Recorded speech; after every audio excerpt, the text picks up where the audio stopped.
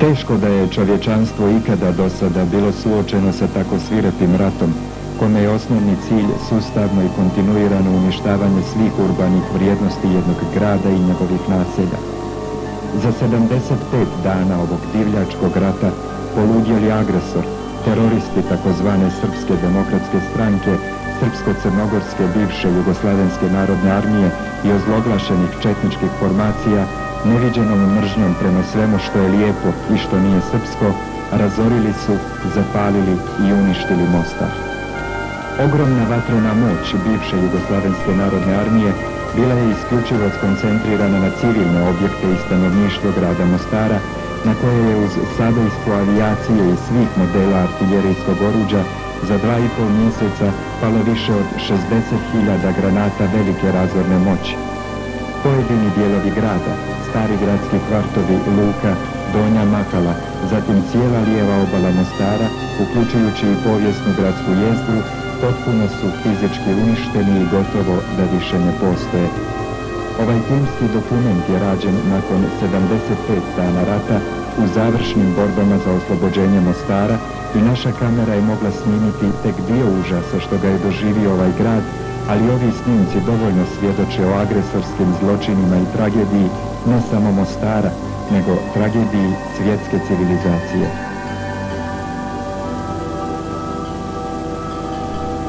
Mostar je bio i grad mostova, koji su bili njegov ukras i kojima se grad ponosio.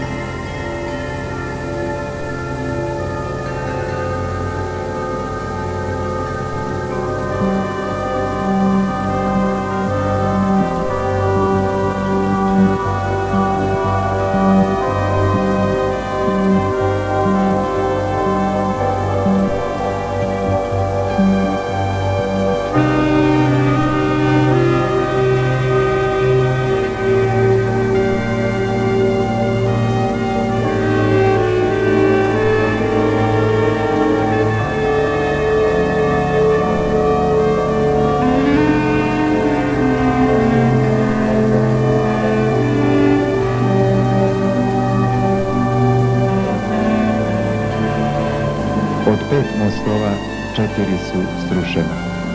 Prvo je srušen Lučki ili most Mujage Komadine, omiljenog gradonačelnika Mostara iz posljednjih godina austrougarske vladavine, koji ovaj lijepi most, lociran samo 100-tinjak metara nizvodno od starog, izgradio vlastitim novcem.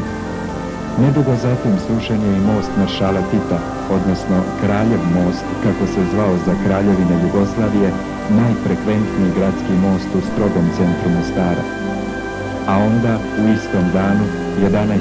juna pri paničnom povlačenju, brutalni agresor je srušio Carinski most, prekrasnu austrougarsku tvorevinu koji se nalazio na sjevernom ulasku u grad, a odmah zatim i najmlađi most Hasana Brkića, lociran na južnom izlasku iz grada. Uz ova 4, neprijatelj je dan kasnije srušio i 5., takozvani avijatičarski most na južnoj periferiji Mostara, koji je povezivao vojne aerodrome Ortiješ i Jesenicu. Računajući ranije porušene mostove od Žitomislića na jugu i Aleksinog Hana na sjeveru Mostarske općine, rijeka Neretva je u tom dijelu svog toka u dužini od cirka 50 km izgubila čak 11 mostova, 9 cestovnih i 2 željeznička. Samo taj podatak već dovoljno govori o stravičnim razaranjima i ogromnim ratnim štetama što ih je pomahnitali agresor za nešto više od 2 mjeseca rata nanio Mostaru. Sada obale Neretve spaja jedini preostali stari most, kome je ozbiljno zapriječeno od sulude srpsko-crnogorske soldateske. Uprkos zaštitnoj plavo-bijeloj zastavi UNESCO-a, istaknuto i na ovom dragocjenom segmentu svjetske kulturno-povijesne baštine, most je već pogođen sa više desetina razornih granata, znatno je oštećen i dobro uzdrman. Od mogućeg razaranja most se brani položenim daskama i slabašnom nadom da se ipak taj stravični zločin neće desiti. Uz srušeni Titov most na lijevoj obali Neretve srušen je i zapaljen prekrasni hotel Neretva, građen tačno prije 100 godina u maurskom stilu, kao i još nekoliko kapitalnih objekata koje je u istom stilu u to vrijeme u Mostaru izgradila Austro-Ugarska. I oni su sada doživjeli sličnu sudbinu. Prelijepa zgrada Simfonijskog orkestra grada Mostara sada više i ne postoji. Čak je i monumentalno zdanje Mostarske gimnazije, koja iduće godine obilježava svoj 100. rođendan, pogođeno i znatno oštećeno neprijateljskim granatama.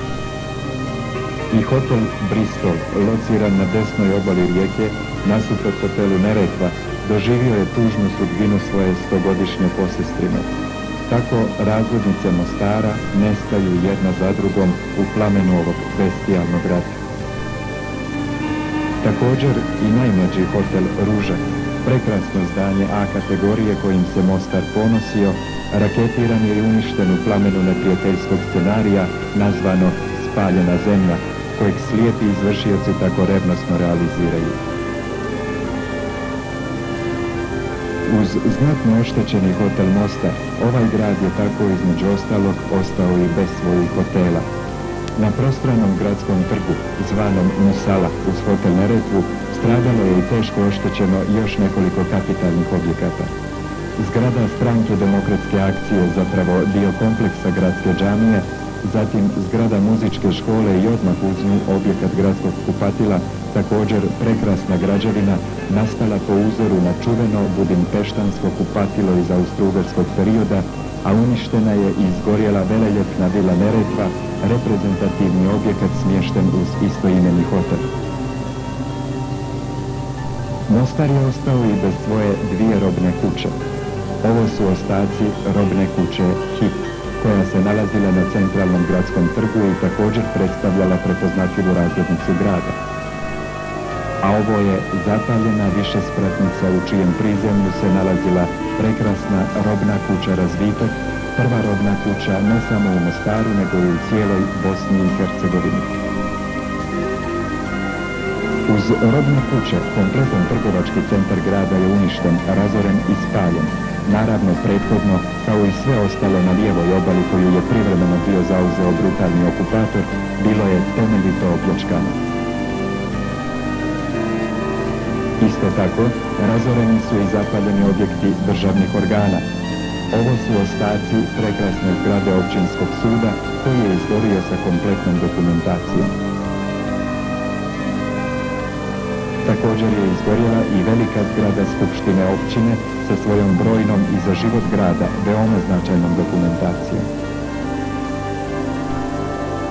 Izgorjela je i zgrada u kojoj je bio smješten arhiv Hercegovine, a istu sudbinu su doživjeli monumentalni objekti Gradskog urbanističkog zavoda, koji je u plamenu izgubio brojne projekte i ostale dokumente vezane za urbani život grada, te objekat Gradskog katastra sa svojom izuzetno važnom i osjetljivom dokumentacijom. Svi ovi objekti su iz austrougarskog perioda i predstavljaju kulturno-povijesne spomenike, ali je šteta nenadoknadiva jer je zajedno s njima izgorjela kompletna dokumentacija grada, što je zapravo genocid ne prema jednom ili dva naroda, njihovim kulturama i tragovima postojanja, nego genocid prema cijelom gradu, kome se na taj način htio izbrisati svaki pisani trag njegovog postojanja. Na meti zločinačke soldateske našli su se i svi zdravstveni objekti u gradu. Ovako je prošla zgrada gdje se nalazila mostarska kirurgija, u kojoj se dnevno obrađivalo i blizu 100 teže i lakše povrijeđenih. Samo kad više u ovoj istoj zgradi nalazi se i ginekologija sa porodilištem, koji su također teško stradali. Slično su prošli i ostali odjeli Mostarske bolnice, locirani u više objekata u gradu, kao i nova, još nezavršena bolnica na Bijelom brijegu sa najmodernijim medicinskim uređajima. A evo kako je prošao dom zdravlja sa stanicom za hitnu pomoć.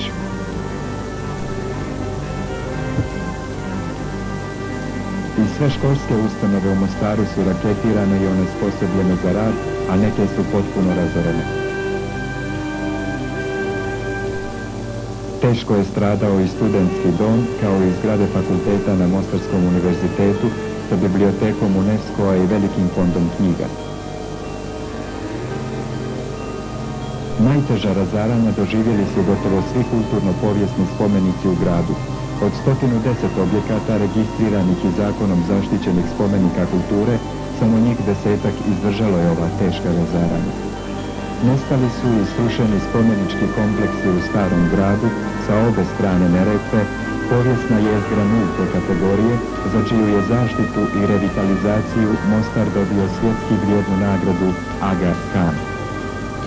I teško uzdrmani stari most izgubio je u plamenu svoj čarobni čardak što je krasio ulaznu kapiju mosta, a i obe kule sa obe strane Neretve i mosta su teško stradale u požaru. Posebnu brutalnost agresor je pokazao prema sakralnim objektima islamske i katoličke vjeroispovijesti u gradu. Prva je u ovom prljavom ratu stradala i do temelja uništena džamija u Donjoj Mahali, najjužnija džamija na desnoj obali Neretve u gradu Mostaru. Ovaj vjerski objekat bio je star preko 500 godina, preživio je sve ratove i vojne na ovom uskoviklanom povijesnom podneblju, a sada na pragu 20. stoljeća na najbrutalniji način doživio svoj kraj. Odmah preko rijeke Neretve, sa njene lijeve strane, porušena je i Šarića džamija sagrađena 1637. godine, koja je stradala sa bestijalnim razaranjem naselja Luka u kojem se džamija nalazi. Najmonumentalnija džamija u Mostaru i cijeloj Hercegovini, poznata Karadžozbegova džamija, koja se nalazi u samom centru grada u pješačkoj zoni, naprosto je prepolovljena. Ova džamija je sagrađena 1557. godine. Potpuno je porušena i Koski Mehmet Pašina džamija, locirana u najstarijem dijelu grada uz poznatu mostarsku pijacu Tepu i uz same hribine Neretve. Ova džamija je sagrađena 1620. godine. Kjose Jahja Hodžina džamija, locirana na samom trgu Republike, poznatoj mostarskoj Musali, koja je sagrađena 1620. godine, znatno je oštećena i nalazi se u polustručenom stanju. Džamija Sabačica, sagrađena je oko sredine 17. stoljeća, koja je dobila ime po susjednoj Sapstani Požari, doživjela je teško razaranje. Ova džamija je jedinstvena u svijetu i posljedno što ispod nje prolazi jedan rukarac rijeke Radobolje, koji daje posljedan čar i ljepotu. Teško je oštećena džamija od Srednjeg Hasana u naselju Potpun, izgrađena 1621. godine, kao i Hadži Memuna džamija u Korniku, podignuta sredinom 17. stoljeća. Sve ove džamije građene su od kamena, a tri su pod kubetom i predstavljaju remek vjerosusske arhitekture. Uz ove japanske dobenove često su stradali i katolički vjerski objekti u Mostaru. Velika katolička crkva, podignuta u naselju Potpun 1866. godine, raketirana je iz potpuno stavljena. Ovaj monumentalni objekat, sagrađen u obliku bazilike, stvarno je došao razloga spomenute turskog perioda u Mostaru.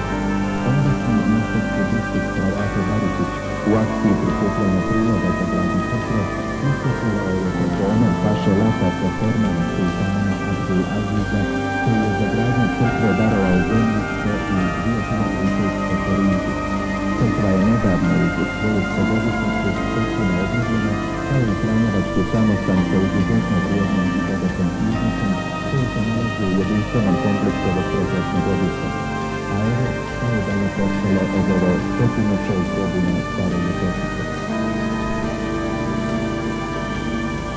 I nova katolička katedrala doživjela je teška razaranja. Ovaj vjerski objekat pogođen je sa više desetina granata velike razorne moći. Također i mostarska biskupija, velejesni objekat Pomoćgradske katedrale sa biskupskim ordinarijatom gdje je bilo smišljeno umjetničko blago velike vrijednosti, doživjela je teško razaranje i stavljene.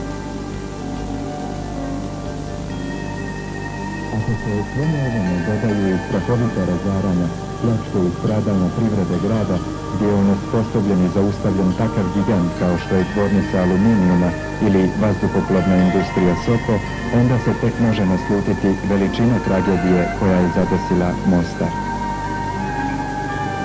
Riječju, agresor je najbrutalnijim metodama, sustavno i planski razarao Mostar i uništavao sve njegove vitalne funkcije i urbane vrijednosti, od infrastrukture i svih komunikacija do kapitalnih privrednih objekata, od kompletnih naselja i javnih objekata do potpunog uništenja kulturno-povijesnog nasljeđa te uopće uništenja prirodnog ambijenta grada i okoline. Ukupne ratne štete prema još nepotpunim podacima procjenjuju se na više milijardi dolara. Ali više od ovih šteta, koje su ipak nadoknadive, boli spoznaja da je za nešto više od 2 mjeseca rata život izgubilo blizu 200 nedužnih građana Mostara. Istovremeno više od 1000 Mostaraca je ranjeno, a mnogi su ostali teški invalidi. Okruženi Mostar svoje mrtve je sahranjivao u gradskom parku. I to je kuriozitet koji će se pamtiti u ovom ratu. Svi zajedno, bez obzira na nacionalnu i vjersku pripadnost, leže u parku u srcu svoga grada kojeg su toliko voljeli. Njihove živote Mostarci ne mogu vratiti, ali mogu grad kojeg su pamtili i nosili u srcima ovi dragi ljudi kojih više nema. Zbog njih, kao i zbog generacija koje dolaze, Mostarci će vratiti svoj Mostar, blistav i raskošan kao iz pjesama, vedar i nasmijan kao s početka ovog filma.